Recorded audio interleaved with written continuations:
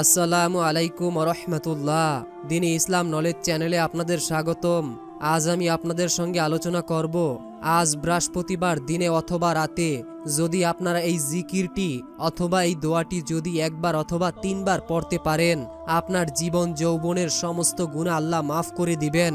সেই সঙ্গে সঙ্গে যদি আপনারা অভাবগ্রস্ত হয়ে থাকেন, ঋণগ্রস্ত হয়ে থাকেন, দেয়ালে পিঠ ঠেকে গেছে, কোনো মাধ্যম খুঁজে পাচ্ছেন না, যাদের পরিবার এবং সংসারে রিজিকে সমস্যা রয়েছে, টাকা পয়সায় বরকত পাচ্ছেন না, আল্লাহ তাআলার পক্ষ থেকে যদি আপনারা টাকা পয়সায় বরকত এবং রিজিক পেতে চান, এজন্য অবশ্যই ভিডিওটি দেখে আমলটি করবেন। দিনী ভাই ও বোনেরা, আল্লাহ তাআলা আমাদের জীবনে দিন ও রাত দুইটি দ্বারা রেখেছেন।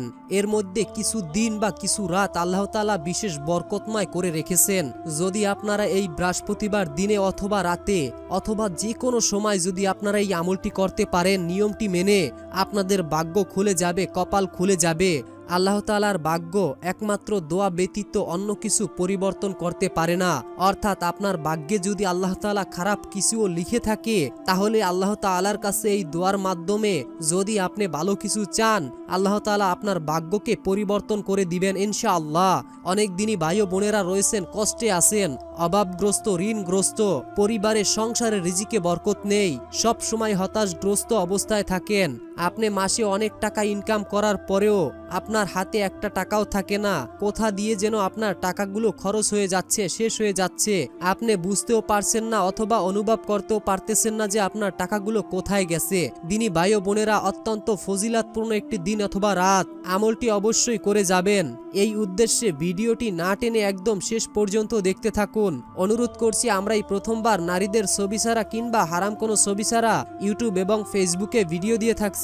এরকম ভিডিওগুলি যদি আপনি আপনার ফোনে পেতে চান, এজন্য অবশ্যই দিনী ইসলাম নলেজ চ্যানেলটিকে সাবস্ক্রাইব করে রাখুন। দুনিয়াতে যেই সময়গুলো জিকির ছাড়া অতিবাহিত হয়, সেই সময়ের জন্য পরকালে আফসোস করতে হবে। রাসূল সাল্লাল্লাহু আলাইহি ওয়াসাল্লাম বলেছেন, জান্নাতে প্রবেশ করার পর জান্নাতবাসীরা দুনিয়ার কোনো কিছুর জন্য আফসোস করবে না, শুধু ওই সময়ের জন্য আফসোস করবে যা দুনিয়াতে আল্লাহর জিকির ছাড়া অতিবাহিত করেছে। সুবহানাল্লাহ। দিনী ভাই ও বোনেরা, রাসূল সাল্লাল্লাহু আলাইহি ওয়াসাল্লামের এই কথাটি আপনারা কিভাবে নিচ্ছেন বা কিভাবে শুনছেন? এখানে নবীজি বলেছেন, জান্নাতবাসীরা পরকালে কোনো কিছুর জন্য আফসোস করবে না, শুধু যে তারা এই দুনিয়াতে যেই সময়টুকুকে অপচয় করেছে, সেই সময়ের জন্য তারা তখন আফসোস করবে।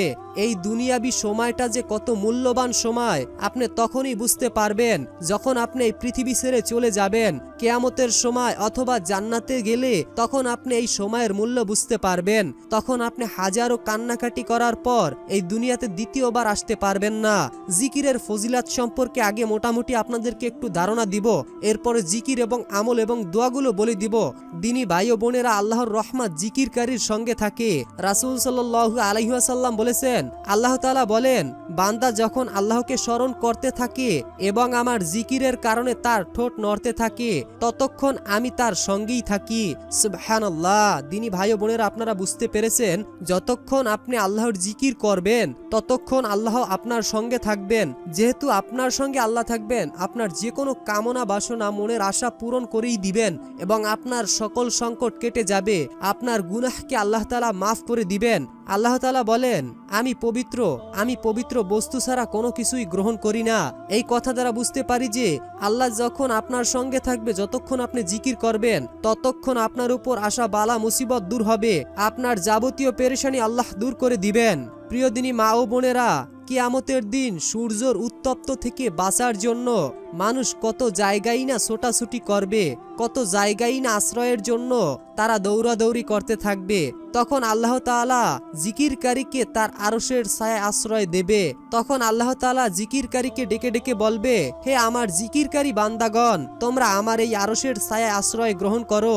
দুনিয়াতে তোমরা সর্বদা আমার জিকির করেছো, সর্বদা তোমার ঠোঁট নড়েছে আমার জিকিরে, সুতরাং তোমরা আমার এই আরশের ছায়ায় আশ্রয় নাও। রাসূলুল্লাহ সাল্লাল্লাহু আলাইহি ওয়াসাল্লাম এখানে বলেছেন, আল্লাহ তাআলা 7 শ্রেণীর ব্যক্তিকে তার আরশের ছায়ায় আশ্রয় দেবে। এর মধ্যে একজন হলো ওই ব্যক্তি যে একান্তে আল্লাহ তাআলাকে স্মরণ করেছে, সর্বদা আল্লাহ তাআলার জিকির তার মুখে জবানে জারি রেখেছে এবং সর্বদা আল্লাহ তাআলার নিয়ামতের শুকরিয়া আদায় করেছে। ওই ব্যক্তিকে কিয়ামতের দিন আল্লাহ তাআলা ওই ব্যক্তিকে তার আরশের ছায়া আশ্রয় দেবে। জিকিরের এখনো অনেকগুলো ফজিলাত বলা হয়নি আপনাদেরকে, তো আপনারা বুঝতে পেরেছেন সামান্য কয়টি ফজিলাতের কথা আমি আপনাদেরকে বলেছি। এই ফজিলাত শোনার পর আপনি একটু মনে মনে চিন্তা করে দেখুন তো আজকের এই আমলটি করবেন কি করবেন না। যদি না করেন তাহলে আগে থেকেই ভিডিও ছেড়ে চলে যেতে পারেন, কোনো আফসোস নেই। আপনারা অনেকেই আছেন যারা ভিডিওর মাঝখানে দেখেন এবং শেষের অংশ দেখেন, এতে করে আপনারা অনেকগুলো ফজিলাত বা অনেকগুলো কথা মিস করে থাকেন।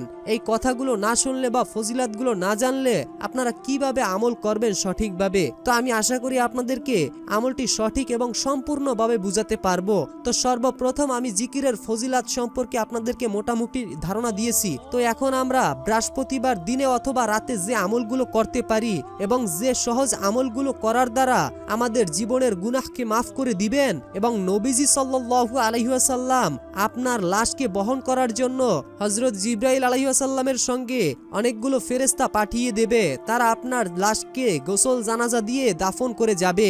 সুবহানাল্লাহ সুবহানাল্লাহ। দিনী ভাই ও বোনেরা, আমাদের দৈনন্দিন জীবনে আমলের গুরুত্ব অপরিসীম। শুধু ফরজ আমলগুলো অনেক সময় যথেষ্ট নাও হতে পারে, তাই নফল ও অন্য আমল করা চাই। কারণ হাদিসে এসেছে বান্দার ফরজ আমলের যেখানে ঘাটতি রয়েছে তা এই নফল আমল দিয়ে ভরাট করে দিবে, ভর্তি করে দিবে। অর্থাৎ দুনিয়াতে আপনি কোনো একটা ভালো আমল করলেন, দেখা গেছে সেই আপনার ভালো আমলে আপনার পুলসিরাতের ফুল অর্থাৎ পার হতে পারছেন না, অথবা কিয়ামতের দিন আপনার আমল নামার পাল্লা ভারী হয়ে গিয়েছে, তখন আল্লাহ তাআলা আপনার সেই নফল ইবাদত দিয়ে সেই পাল্লাকে ভারী করে দিবেন। সুবহানাল্লাহ। তো দৈনন্দিন জীবনে আমরা ছোট ছোট যেই সকল আমলগুলো সব সময় করতে পারি, অথবা আপনি কাজের ফাঁকে ফাঁকেও এই আমলগুলো করতে পারবেন। দৈনন্দিন জীবনে 100 বার সুবহানাল্লাহ পাঠ করা, এতে 1000 সওয়াব লেখা হয়, 1000 গুনাহকে মাফ করা হয়। সহিহ মুসলিম শরীফের হাদিস। 2 নাম্বার আমল হলো আলহামদুলিল্লাহ, আমলের পাল্লাকে ভারী করে দেয় এবং এটি সর্বোত্তম দোয়াও বটে। তিরমিজি শরীফের হাদিস। 3 নাম্বার লা ইলাহা ইল্লাল্লাহ পাঠ করা, এটি সর্বোত্তম জিকির। তিরমিজি শরীফের হাদিস। যদি আপনারা এই জিকিরটি পাঠ করতে পারেন তাহলে আপনাদের মনের আশা পূরণ হবে, গুনাহকে মাফ করে দেওয়া হবে। 4 নাম্বার জিকিরটি আমি বলে দিচ্ছি, সুবহানাল্লাহ আলহামদুলিল্লাহ লা ইলাহা ইল্লাল্লাহ আল্লাহু আকবার। দর্শক, এই বাক্যগুলো আল্লাহ তাআলার নিকট অধিক প্রিয়। নবীজি সাল্লাল্লাহু আলাইহি ওয়াসাল্লাম বলেছেন, পৃথিবীর সবকিছুর চাইতে এই জিকিরগুলো আমার কাছে অধিক প্রিয়। সুবহানাল্লাহ। 5 নাম্বার দৈনিক 100 বার সুবহানাল্লাহ অবিহামদি পাঠ করা, এতে সমুদ্রের ফেনা পরিমাণ সগীরা ও কবিরা গুনাহকে আল্লাহ তাআলা ক্ষমা করে দেন, মাফ করে দেন। সুবহানাল্লাহ। 6 নাম্বার আমল হলো হাদিসে এসেছে রাসূলুল্লাহ সাল্লাল্লাহু আলাইহি ওয়াসাল্লাম বলেছেন, সুবহানাল্লাহি অবিহামদি সুবহানাল্লাহিল আযীম। এই বাক্যটি যদিও সহজ একটি বাক্য বা সহজ একটি দোয়া, এর পরিমাণ বা এর নেকের পরিমাণ যে এত, যা আপনারা কখনো কোনোদিন কল্পনাও করতে পারবেন না। দিনী ভাই ও বোনেরা, অনেকেই আছেন যারা সময় খুবই কম, মানে আপনি অল্প সময়ের ভিতরে অনেক সওয়াব এবং অনেক নেকি কামাতে চান, কিন্তু আপনার কোনো সহজ আমল জানা নেই। আমি আপনাদেরকে অনুরোধ করে বলবো, আজকের যেই সহজ আমলগুলো এবং ছোট আমলগুলো আপনাদেরকে বলে দিচ্ছি, এই আমলগুলোর সাথে আপনারা লেগে থাকবেন, আপনাদের জীবন চলে যাবে, এর পরেও আপনারা এই ছোট আমলগুলো ছাড়বেন না। এর বিনিময়ে আপনাদেরকে আল্লাহ তাআলা কঠিন বিপদ আপদ বালা মুসিবত থেকে রক্ষা করবেন, হেফাজত করবেন। আপনাদের কোটি কোটি টাকার ঋণ থাকলে আল্লাহ তাআলার কাছে দোয়ার মাধ্যমে বলবেন, আল্লাহ তাআলা তা পরিশোধের ব্যবস্থা করে দিবেন। আল্লাহ তাআলা পারেন না এমন কোনো কিছুই নেই। দিনী ভাই ও বোনেরা, অন্য এক হাদিসে এসেছে, যে ব্যক্তি একবার সুবহানাল্লাহিল আযীম সুবহানাল্লাহি বিহামদি পাঠ করবে, তার জন্য জান্নাতে একটি করে খেজুরের গাছ রোপণ করা হবে। অর্থাৎ আপনার জন্য জান্নাতের ভিতরে একটি খেজুরের গাছ রোপণ করা হবে যদি আপনারা সুবহানাল্লাহিল আযীম অবিহামদি পাঠ করেন। আমি যে এইমাত্র 2 বার বলেছি সুবহানাল্লাহিল আযীম সুবহানাল্লাহিল আযীম অবিহামদিহি, এই যে পাঠ করলাম, আমি এটা পাঠ করার সঙ্গে সঙ্গে আল্লাহ তাআলা আমার জন্য জান্নাতে একটি খেজুরের গাছ রোপণ করে দিয়েছে। সুবহানাল্লাহ সুবহানাল্লাহ। তো দিনী ভাই ও বোনেরা, আজ যেহেতু বৃহস্পতিবার, অত্যন্ত ফজিলাতপূর্ণ একটি দিন অথবা রাত, এই দিনে অথবা রাতে আমরা একটি ফজিলাতপূর্ণ বরকতপূর্ণ একটি আমল করতে পারি। সেই আমলটি হচ্ছে কোরআন তিলাওয়াত শোনা। আপনারা অনেকেই আছেন যারা কোরআনকে ভালোবাসেন বা কোরআন তিলাওয়াত শুনতে ভালোবাসেন। এবং অনেকেই আছেন যারা কোরআন পড়তে পারেন না বা যারা পড়তে পারেন তারা কোরআনকে কাছে নিয়ে পড়ার মতো সুযোগ পাচ্ছেন না। অনুরোধ করে বলবো আপনারা অবশ্যই এই সূরাটি শুনে যান। সূরাটির প্রতিটা হরফে আপনি 10টি করে নেকি পাবেন, 10টি করে গুনাহ আপনার আমলনামা থেকে ফেরেশতারা কেটে দিবে, আল্লাহর রহমত আপনার উপর নাজিল হবে। যতক্ষণ সূরাটি শুনবেন আল্লাহ তাআলা আপনাদেরকে ঘিরে রাখবেন, ডেকে রাখবেন আল্লাহর রহমত। নবী করিম সাল্লাল্লাহু আলাইহি ওয়াসাল্লাম কখনো কখনো সাহাবাই কিরামদেরকে দিয়ে কোরআন তেলাওয়াত করাতেন এবং তিনি গভীর আগ্রহ সহকারে কোরআন তেলাওয়াত শ্রবণ করতেন। সুবহানাল্লাহ। যেখানে আমাদের প্রিয় নবী হযরত মুহাম্মদ সাল্লাল্লাহু আলাইহি ওয়াসাল্লামের উপরে কোরআন অবতীর্ণ হয়েছে, সেই কিনা অন্যের কোরআন তেলাওয়াত শুনতে পছন্দ করতেন। আর সেখানে আপনি যদি কোরআন তেলাওয়াত শুনতে পছন্দ না করেন তাহলে আপনি আপনার মনের সাথে একটু মিলিয়ে দেখেন আপনি কিভাবে নবীর সঙ্গে জান্নাতে যেতে পারবেন, অথবা কিভাবে আপনি নবীকে ভালোবাসতে পারলেন। এখানে তো নবীর ভালোবাসার প্রমাণ আপনি দেখাতে পারলেন না। দিনী ভাই ও বোনেরা, অনুরোধ করছি আগে আমরা এই সূরাটি শুনবো, তবে সূরাটি শোনার পরই আমরা দোয়াগুলো বলে দিব, যেই দোয়াগুলো খুবই গুরুত্বপূর্ণ। তো সূরাটি শোনার আগে আমরা একটু দোয়া করে নেই। হে আল্লাহ, যে যেই উদ্দেশ্য নিয়ে, যে যেই আশা আকাঙ্ক্ষা নিয়ে এই সূরাটি শুনছে বা শুনবে, আপনি সকলের মনের আশা গায়েব থেকে পূরণ করে দিন। অনেকেই অভাবী, অনেকেই ঋণগ্রস্ত, অনেকের দুঃখ কষ্ট পেরেশানি রয়েছে, অনেকেই অসুস্থ, কোনোভাবেই যাদের রোগ ভালো হচ্ছে না, ডাক্তার দেখানোর পর ট্রিটমেন্ট করার পরেও যারা ভালো হচ্ছে না, সুস্থ হচ্ছে না, আপনি তাদেরকে এই সূরাটি শোনার ওসিলায় সুস্থতা দান করুন। যারা প্রকৃত পক্ষে অভাবী, আপনি তাদেরকে গায়বী সাহায্যের মাধ্যমে তাদের অভাব দূর করুন। আমিন। কমেন্ট বক্সে আপনারাও আমিন লিখে উন্মুক্ত দোয়ায় শরীক হয়ে থাকুন, কেননা কে জানে কখন কার মুখ থেকে বলা আমিন মহান আল্লাহ পাক রব্বুল আলামিন কবুল করে নেন। তো চলুন আর দেরি নয়, সকলেই একসঙ্গে মনোযোগ সহকারে সূরাটি শুনতে থাকি। বোনেরা, আমি আশা করি আপনারা সকলেই মনোযোগ সহকারে সূরাটি শুনেছেন। এখন আমি আপনাদেরকে দোয়াগুলো বলে দিচ্ছি এবং আমলটি বুঝিয়ে দিচ্ছি। বিসমিল্লাহির রহমানির রহিম। আনতা ওয়ালিউনা ফাগফির লানা ওয়ারহামনা ওয়া আনতা খায়রুল গাফিরিন ওয়া আনতা খায়রুল গাফিরিন। আনতা ওয়ালিউনা ফাগফির লানা ওয়ারহামনা ওয়া আনতা খায়রুল গাফিরিন।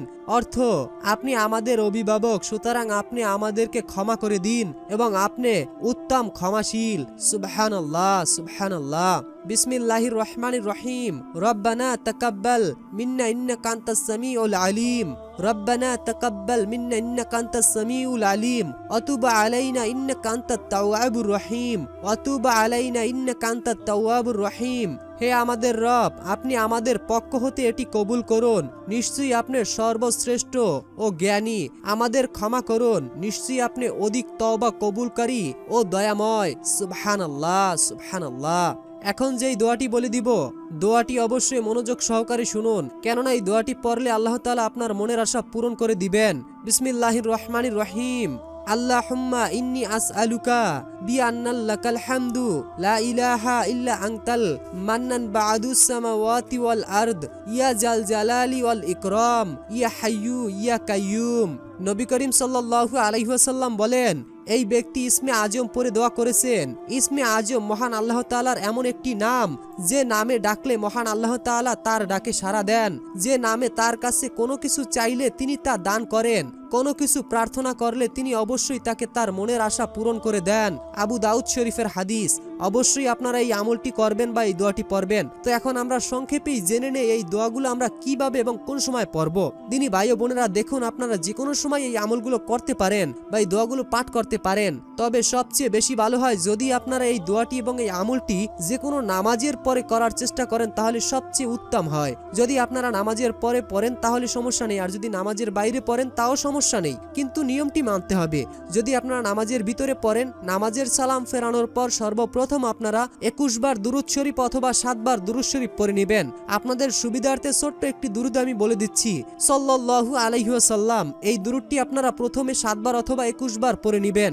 এরপরে আপনারা যেই দোয়াগুলো আমি আপনাদেরকে বলে দিলাম, এই দোয়াগুলো অবশ্যই মনোযোগ সহকারে পড়বেন। দোয়াগুলো পড়ার পর অবশ্যই আপনারা লাস্টে 7 বার অথবা 21 বার এই দুরূদটি পড়বেন। আল্লাহুম্মা সাল্লি আলা মুহাম্মাদি ওয়া আলা আলি মুহাম্মাদ কামা সাল্লাইতা আলা ইব্রাহিম ওয়া আলা আলি ইব্রাহিম ইন্নাকা হামিদুম মাজিদ। আল্লাহুম্মা বারিক আলা মুহাম্মাদি ওয়া আলা আলি মুহাম্মাদ কামা বারাকতা আলা ইব্রাহিম ওয়া আলা আলি ইব্রাহিম ইন্নাকা হামিদুম মাজিদ। আপনারা অবশ্যই এই দুরূদটি পড়ে নেবেন।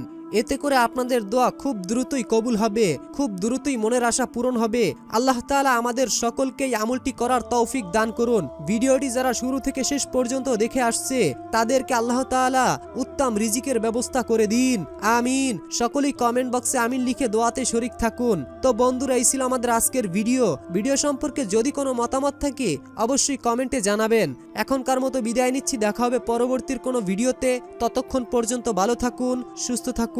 আসসালামু আলাইকুম ওয়া রাহমাতুল্লাহ।